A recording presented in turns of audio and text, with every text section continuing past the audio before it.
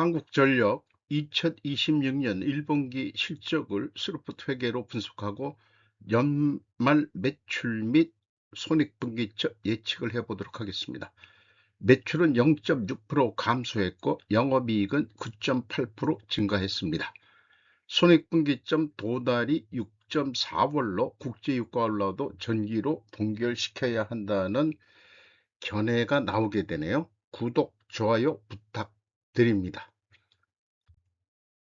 한국전력의 사옥 개요입니다. 주가는 39,500원으로 1년 전보다 30.1% 증가했습니다. PBR은 1이 안 되고 0.88 상태인데 15% 그래도 상승했습니다. 5% 이상 주주는 한국정부가 18.2%, 산업은행이 32.9%, 국민연금공단이 요건 잘못됐네요. 7.17%, JP 모건 스탠리 외국인이 20.93%를 가지고 있습니다.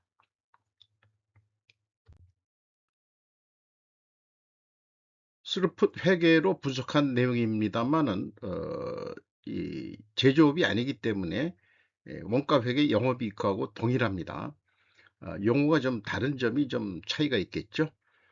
매출이 23조 7천억 원대로서 0.6% 줄었습니다. 그러나 매출에 비례하는 매출 재료비, 여기서는 뭐 전기료 구입 단가가 되겠습니다. 구입비 19조 2,546억 원, 2.2% 내려갔습니다. 그 갭이 마이너스 1.6%이기 때문에 우리는 여기서 구입 전력 단가가 하락했다라고 1차 추론을 해볼 수 있습니다. 매출이 감소했는데도 영업이익이 9.8% 증가했다는 얘기는 전기 구입 단가가 내려갔든지 또는 전기료를 인상한 효과일 것입니다. 운영경비는 2조 3,677억 원으로 4.5% 증가했습니다. 영업이익은 2조 867억 원입니다. 9.8%. 그리고 원가 회계하고 차이가 없습니다. 영업이익률은 8.8%로 0.8% 상승했습니다. 경영평가지표로 T회전율이라는 거로 선정을 했습니다. 2.94로서 0.3포인트가 하락을 했습니다. 지금 얘기한 거를 글로서 좀 정리해 놓으려고 합니다. 매출이 0.6% 감소했으나 매출에 비례하는 매출 재료비는 2.2% 감소하여 그 비율이 1.6% 하락했으므로 전력 구입 단가가 하락했다고 추정한다. 운영경비가 4.5% 증가하여 그 결과 TOE 생산성은 1.88로 전년 동기보다 0.04포인트 상승했다. 제조업이 아닌 경우 원가 회계와 스루프 회계 영업이익 차이는 원칙적으로 없다. 재고 회전율 대신 두퐁 T 회전율로 경영평가 지표로 대체한다. 0.3포인트가 하락했다. 원가 회계 손익입니다. 재고자산은 원재료 사용량만 매출 원가에 반영이 됩니다. 그 재고 증감은 해당이 안 되고요. 참고적으로 뭐 유지보수하고 뭐 이런 게 있기 때문에 특정 저장품이라는 게 있는데 이게 뭔지 저도 되게 궁금합니다만은 아마 그 원전 연료를 여기서 한전에서 직접 하는 거 아닌가 그렇게 추정을 좀 해봅니다. 그게 211억이 좀 줄었고요. 전체적으로는 161억 원이 재고가 줄었습니다. 비용의 성격적 분류 내용, 분석 내용입니다. 사용된 원재료가 247억 원, 구입 전력비가 19조 2298억 원 되겠습니다. 그 비치를 더한 MC 매출 원가 재료비는 19조 2546억 원으로 2.2% 감소했습니다. 운영경비는 4.5% 증가했습니다. 이 운영경비 2조 3,677억 원에서 판매관리비 449억 2천억을 뺀 1조 9,185억 원이 현장 운영 경비가 되겠습니다. 9.1%. 전기료 비율이 90.9%로 0.6% 내려갔습니다. 여기서도 우리는 구입 전력 단가가 하락했다라고 추론할 수 있습니다. 재고 증감이 없으므로 매출 원가가 총 비용 이것이 매출 원가하고 동일한 금액이 여기 되겠습니다. 산식에 의해서 하더라도 동일한 결과가 나오게 됩니다. 주요 운영경비입니다. 인건비가 4,975억 원으로 5% 증가했습니다. 직원 수는 22,413명으로 42명이 증가했습니다. 작년에는 사람을 좀 잘랐던 거로 알고 있는데요. 신입사원을 또 뽑은 모양입니다. 평균 임금은 8,880만 원으로 예상이 됩니다. 노동 생산성 6.9% 떨어졌고요. 노동 분배율 1.8% 떨어졌습니다. 노동 생산성이 떨어졌음에도 노동 분배율이 적게 내려갔던 것은 직원들이 좀 조용히 살아야 된다.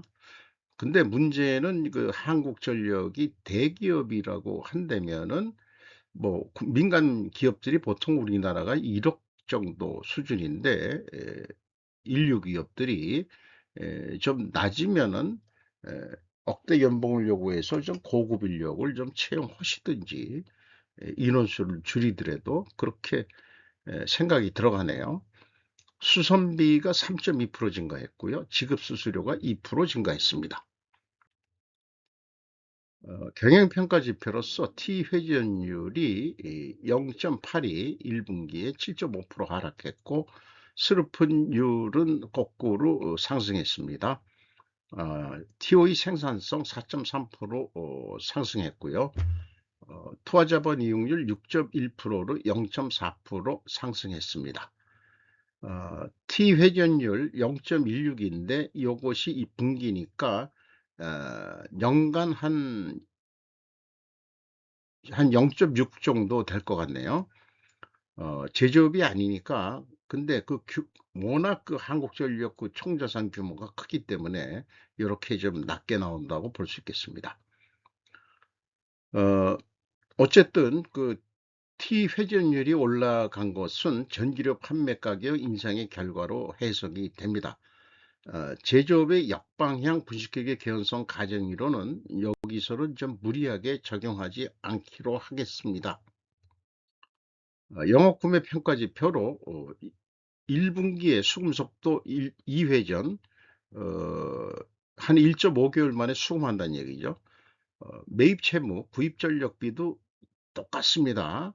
그러니까 돈을 받는 대로 바로 또 그 하청이 아니고 전력 자회사, 그 구입 전력 회사한테 바로바로 돈을 준다. 이런 거는 바람직해요.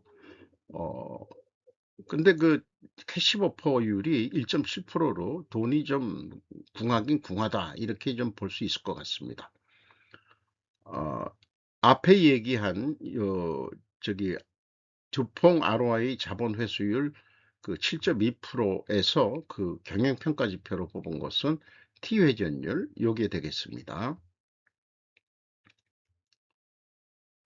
요 비제조업에는 가급적 적용하지 않기로 합니다. 가정이론. 자, 중요한 것은 이제 원재력 가격 차이, 그러니까 전력 구입비인데 전체 이렇게 요 데이터가 있기 때문에 뭐가 가능해졌냐 그러면은 지금 얘기하는 그 우리가 환경을 위한 그 재생에너지 전력 단가가 얼마에 구입하느냐 딱 숨기고 있는데 왜 숨기는지 모르겠어요. 그것이 구입량에다가 이제 구입 전력비가 있으니까 구입 단가를 우리가 역산해 낼 수 있습니다. 이 구입 전력비 나누기 구입량을 하면은 한국수력 원재력이 94.15 단가로 구매를 하고 있다는 얘기죠. 그리고 여기 그 화력발전소 5개 화력발전소 그 이것이 137원 79전 여기 검사를 요거 다 해봤습니다. 그리고 전체가 어, 그 합계가 있으니까 이 평균 단가가 134원 42전이 공시한 대로 그 맞아 떨어지는데 그러면은 요 금액을 어 기타 회사 거를 그 나누면은 159원 20전이 나옵니다. 그러니까 가장 비싸게 구입하는 것이 재생에너지, 환경보호 명분으로 태양광이라든지 풍력이라든지 또는 이거 말고라도 뭐 이 민간 발전회사 것도 있습니다만은 이 근본적으로 이거를 지금 이 한국전력이 지금 숨기고 있다. 이렇게 저는 주장하는 바입니다. 그래서 숨겨진 재생에너지, 태양광 및 풍력 등의 매입 단가를 밝힌다. 전기 구입량과 금액 검산을 통해서 숨겨진 태양광 및 풍력 등 구입 단가를 역으로 추적했다. 가장 비싸게 구입을 하고 있다. 이것으로 환경론자들이 환경을 앞세워 이득을 챙기는 사업을 하는 업자로 판명이 된다. 이것은 분명 정치적 비리와 무관하지는 않을 것이다. 문재인 때부터 그런 거 아니냐. 원자력 발전 죽이고. 그래서 제가 문재인 대통령을 요거 좀 잘못 누가 썼다고 그러는 게 얘기하는데 일부러 그럽니다. 트러블인이다.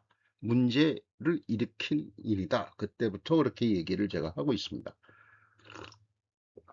따라서 원자력 발전 비율이 19%뿐이 안 되기 때문에 이 저기 재생에너지 하지 말자는 얘기가 아니고 33대 33대 그 33 정도로 한번 그러니까 이제 태양광 그만해라. 많이 해먹었다 아이가. 이렇게 얘기를 좀 하고 싶은 거죠. 그래서 원자력 발전 비율을 올려야 전 국민이 전기료를 싸게 사용할 수 있을 것이다. 이 한국 수력 원자력 발전 단가가 올라가고는 있습니다. 있지만은 그래도 여전히 가장 싼 것이고 이 비중을 높인다면 더 내려갈 수도 있을 거라고 생각합니다.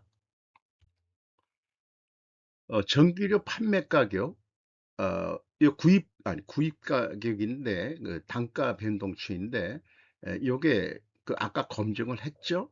그래서 0.8% 원재료 가격이 상승을 했습니다.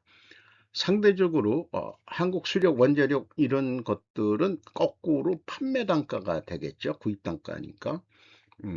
이렇게 되겠습니다. 화력 전기 평균이 34.1%. 그래서 공시된 것은 전력 구매 단가가 이렇게 비노출이 됐는데 제가 이렇게 뽑은 겁니다. 159원 20전 비공시 단가를 추적하다. 가장 비싸게 살고 그 다음에 매입 비중도 가장 높은데 이거를 정부는 숨기고 있는 것이다. 이렇게 얘기를 할 수 있겠습니다. 이 가중 평균으로는 이 기타 회사 거 빼고요. 재생에너지 빼고 0.6% 구입 단가가 가중 평균으로는 상승했다고 볼 수 있겠습니다. 전기 판매 가격, 주택용 뭐 이렇게 해서 이제 나눠가지고 심야 전력 등 이렇게 하는데 주택용이 0.4% 인상이 됐죠. 일반 서민들이 쓰는 거. 일반용이 뭔진 잘 모르겠으면 0.2% 올라갔고 교육용은 2.5% 내렸고 산업용이 1% 올랐습니다.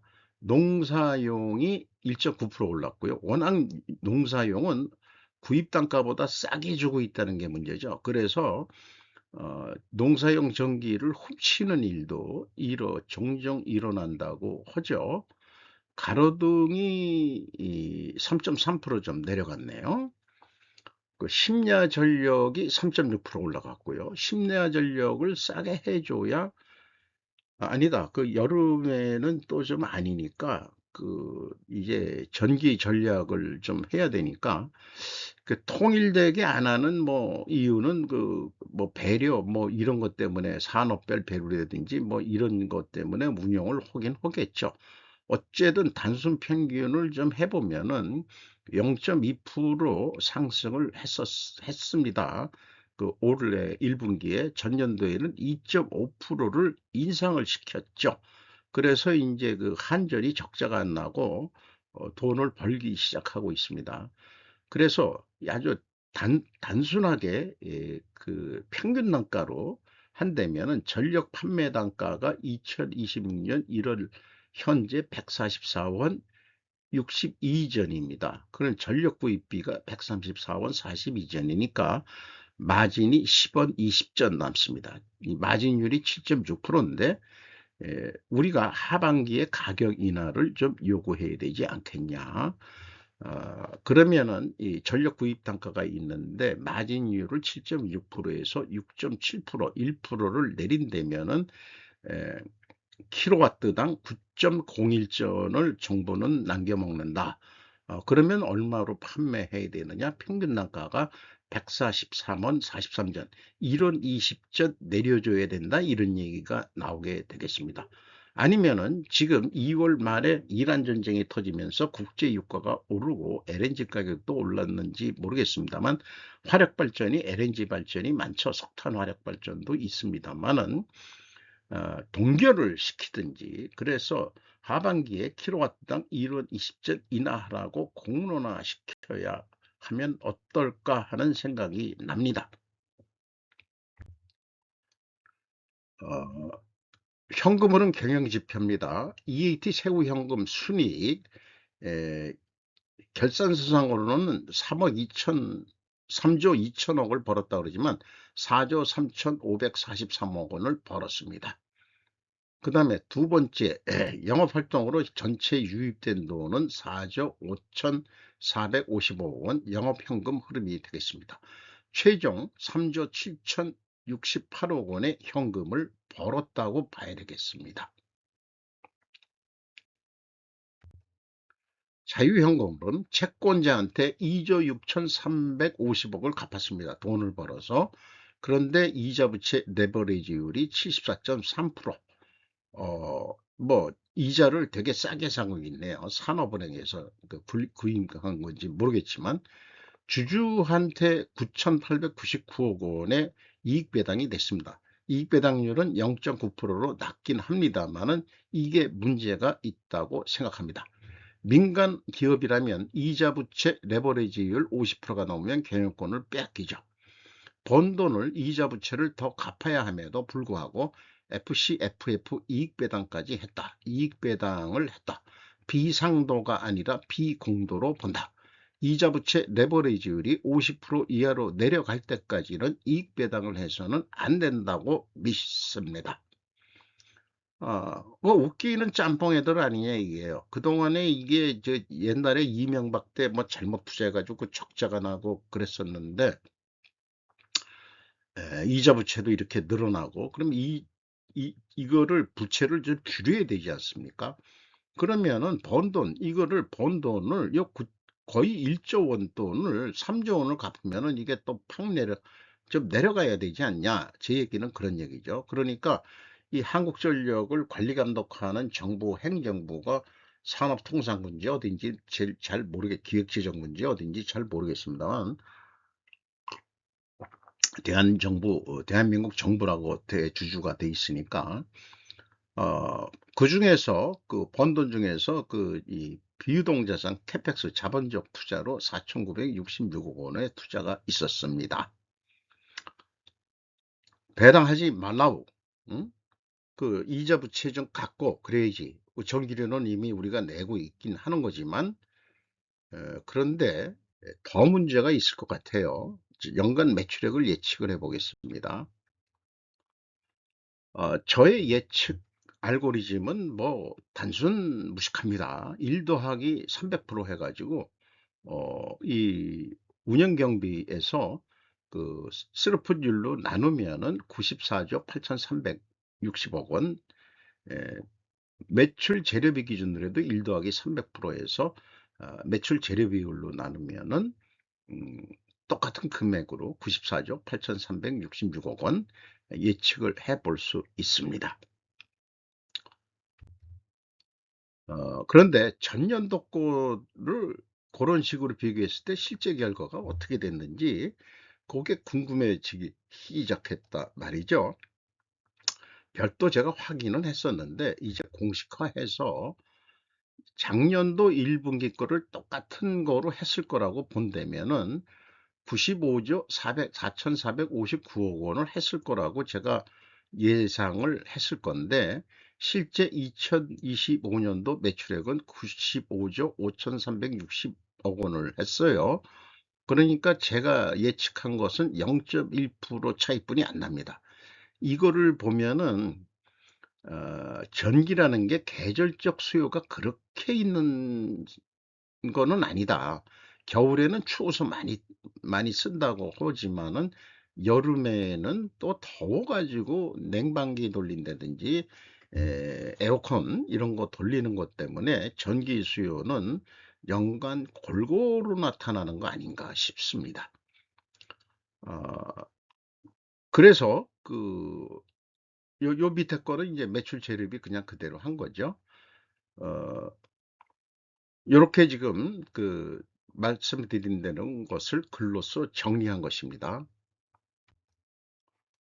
손익분기점 도달 시기. 올해는 6.4월, 6월 달에는 끝날 것 같다.